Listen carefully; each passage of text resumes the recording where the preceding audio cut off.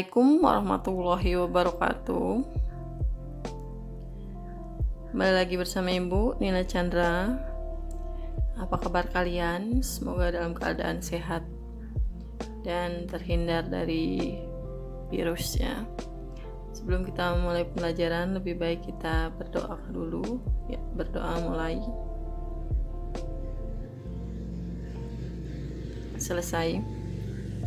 Nah, sebelumnya kita sudah mempelajari materi teks observasi juga, tapi itu yang pertama yaitu mengonstruksi teks laporan hasil observasi. Nah, sekarang kita akan mempelajari bagian yang kedua.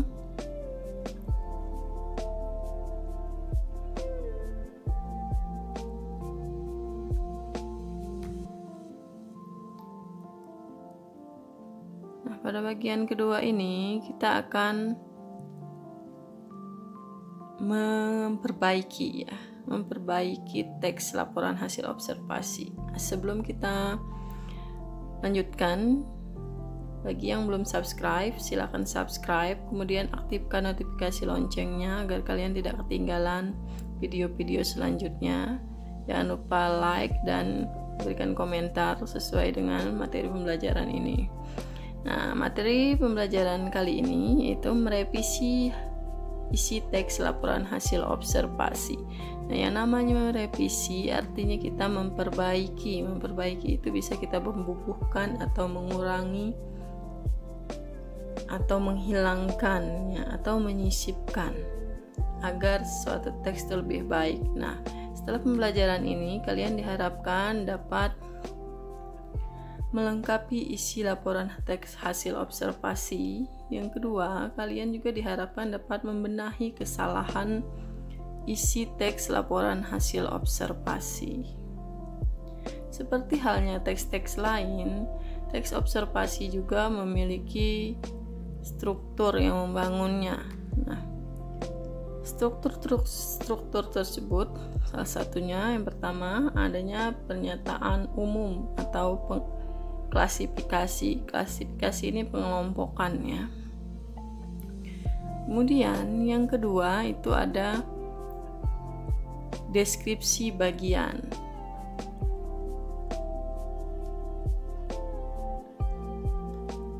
Selanjutnya yang ketiga itu ada deskripsi manfaat. Nah, selanjutnya akan kita jelaskan berkenaan dengan tiga hal ini. Yang pertama dulu, bagian deskripsi pernyataan umum atau klasifikasi. Nah, pernyataan umum atau klasifikasi ini biasanya berisi pembuka atau pengantar hal yang akan disampaikan. Isinya berupa hal-hal umum tentang objek yang akan dikaji atau yang akan dibahas dan menjelaskan secara garis besar pemahaman tentang suatu hal atau objek yang akan dibahas dalam topik tersebut. Kemudian bagian deskripsi bagian. Nah, bagian ini berisi penjelasan detail mengenai objek atau bagian-bagiannya. Nah, ini berisi hal-hal detail dari objek atau bagian-bagian sesuatu yang kita bahas ya. Selanjutnya itu deskripsi manfaat. Nah, pada bagian deskripsi manfaat ini biasanya menunjukkan bahwa setiap objek itu memiliki manfaat atau fungsi atau kegunaan dalam kehidupan kita. Nah, inilah ketiga hal inilah yang merupakan struktur dari teks observasi.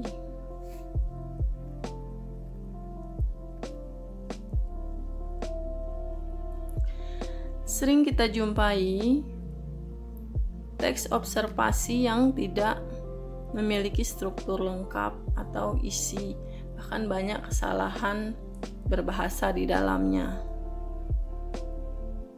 Nah, contoh, perhatikan ya.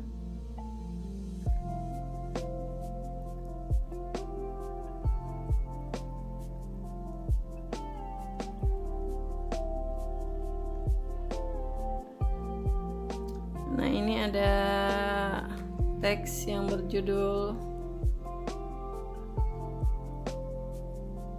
topeng. Ada pada halaman 22 23. Judulnya ada apa di topeng museum angkut. Nah, pada teks ini bisa kita temui bahwa teks ini tidak dilengkapi dengan pengklasifikasian atau pengelompokan objek. Nah, ini nyontohkan ya bahwa teks ini tidak lengkap secara struktur. Kedua, teks ini juga tidak dilengkapi dengan deskripsi manfaat. Kalian bisa lihat teks ini pada halaman 22 dan sampai 23 ya, agar lebih mudah dipahami.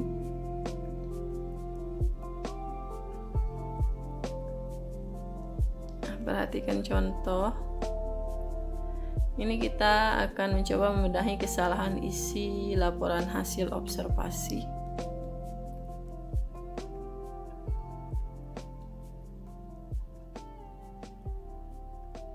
Ini bisa kalian lihat pada halaman 25-26. Itu buka e-booknya 25-26. Nah, pada contoh ini kamu dapat menemukan dengan jelas bahwa pada bagian pernyataan umum terdapat dua hal. Nah, yang pertama itu ada definisi tentang wayang. Kemudian yang kedua itu ada pengelompokan wayang berdasarkan bahan wayang. Nah, di dalam teks ini salah satu contoh teks yang di dalamnya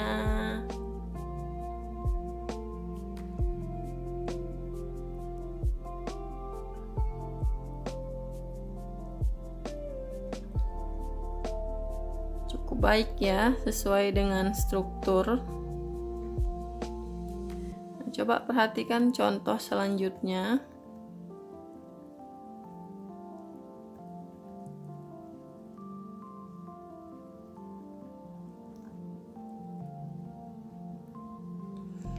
Pada contoh selanjutnya ini akan ditampilkan kutipan-kutipan.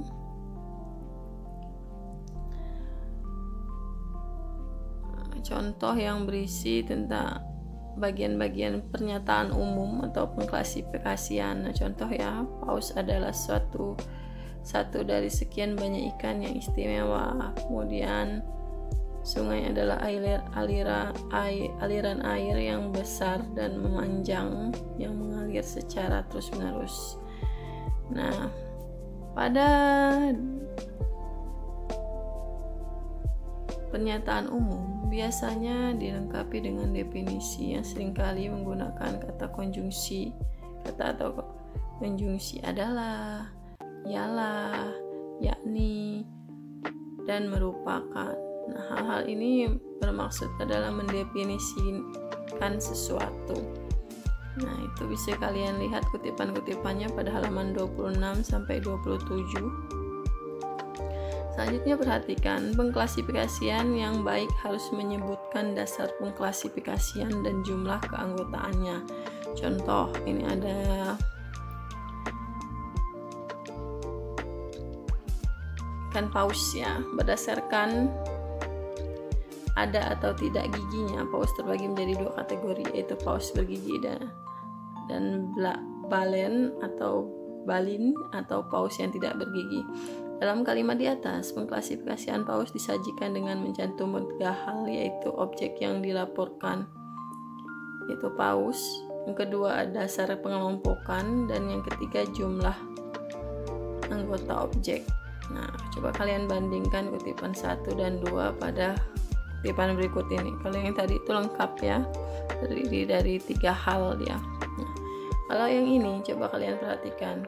Ikan paus merupakan ikan terbesar saat ini dan sampai dengan, padahal ada banyak ikan jenis paus ya. Coba itu dibaca pada halaman 28. Kemudian ada kelelawar disebut sebagai hewan yang menakutkan karena selalu dihubungkan dengan mitos. Coba kalian jawab di kolom komentar, adakah perbedaan dengan kutipan sebelumnya? Dari dua kutipan ini, adakah perbedaan dari kutipan ikan paus tadi? Kalau ada, apakah yang membedakan? jawab di kolom komentar saja ya.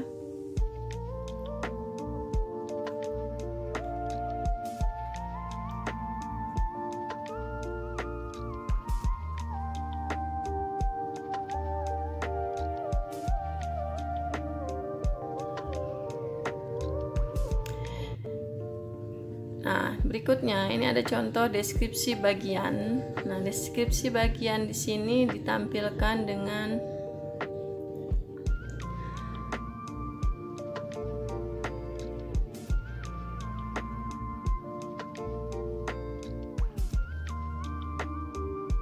baik dalam. Nah, deskripsi bagian yang baik itu dia disajikan dalam pengklasifikasian atau pengkelompokan ya. Nah, biasanya disajikan mengikuti urutan dalam pengklasifikasian. Nah, contoh, perhatikan ya paragraf yang merupakan definisi bagian, deskripsi bagian secara berurutan yang membahas wayang kulit ini. Kemudian di dalamnya itu ada wayang wong, wayang golek, wayang suket, dan wayang motekar. Nah, ini merupakan contoh deskripsi bagian yang lengkap ya. Di sana dibahas secara berurutan ya, berdasarkan paragraf-paragrafnya. Ini masih lanjutan. Nah, apabila pada bagian pernyataan umum terdapat kalimat definisi dan pengklasifikasian, dalam bagian deskripsi bagian kamu akan menemukan kalimat deskripsi. Contoh, wayang ini terbuat dari kulit kerbau yang ditatah dan diberi warna sesuai kaidah pulasan wayang. Nah, sampai dengan ini bla bla bla, wayang tersebut dimainkan dengan iringan. Nah, ini masih merupakan bagian dari pernyataan umum yang di awal tadi ya. Ini masih uraian-uraian dari pernyataan umum, makanya ini disebut dengan deskripsi bagian. Deskripsi bagian itu penjelasan-penjelasan dari pernyataan umum yang disampaikan secara rinci. Nah, selanjutnya ini deskripsi manfaat atau lebih bisa kita sebut simpulannya. Ini biasanya terletak di akhir. Nah, pada deskripsi manfaat itu biasanya diakhiri dengan deskripsi manfaat. Manfaat objek yang diobservasi itu apa? Dapat dilihat dari berbagai sudut pandang. Pada teks wayang deskripsi manfaat dinyatakan pada paragraf terakhir. Nah, ini dia ya.